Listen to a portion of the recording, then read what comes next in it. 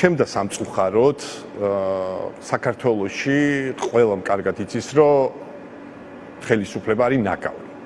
მაგრამ ხალხმა ასევე იცის, რომ ოპოზიციაც არის ნაკავი.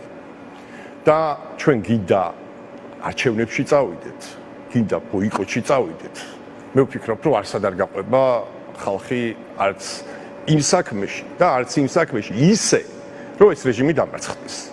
ჩვენ ამ პოლიტიკურმა პარტიებმა ორივე მხარეს არ მაინტერესებს, ორივე მხარემ თავისი პირადი პოლიტიკური ინტერესები დააყენეს უფრო მაღლა ვიდრე საერთო ინტერესი, მაგრამ ფაქტია, რომ ოპოზიციამ გამოწვევებს ვერ უპასუხა იმის მიუხედავად, რომ წარსულიც არანაკლები ცუდია ყველას და ყველას თავისი ცოდვები აქვს და ამ ხრივაც არ არის კარგად საქმე, გაყიდული პარტიები რაღაც ნაბიჯებს გადადგავენ, სადღაც შევლენ თუ გამოვლენ. ვერაფერს ვერ შევცვლით ეგრე, არის სისტემური ბრძოლა საჭირო, არის სტრატეგია განსასაზღვრი და ბრძოლის მექანიზმი მე ვხედავ ძალას იმ გულანთებულ ახალგაზრდებშიც და ძველგაზრდებშიც სხვათა შორის, რომელიც აქციებზე ამდენი 2 წელია უკვე დგანან. ეს არის ჩემი სტრატეგია, რომ უნდა მივაწვეთ ბოლომდე ხელისუფლებას და დაიხმაროს ამ ახალგაზრდებს, ძველგაზრდებმაც, იმ პოლიტიკოსებმაც ნება იბოძონ და იმ არასამთავრობოებმაც, რომელმაც ბოლომდე ჩაისვარეს რა.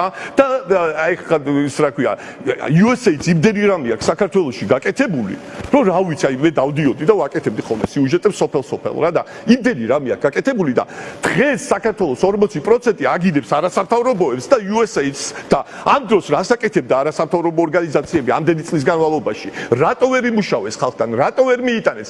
ხო არ იყო ის, რომ ისეთ პრობლემებზე საუბრობდნენ, რომელიც სულ არ ადარდებდა ქართულ საზოგადოებას? ეს ხო არ იყო მიზეზი? შეიძლება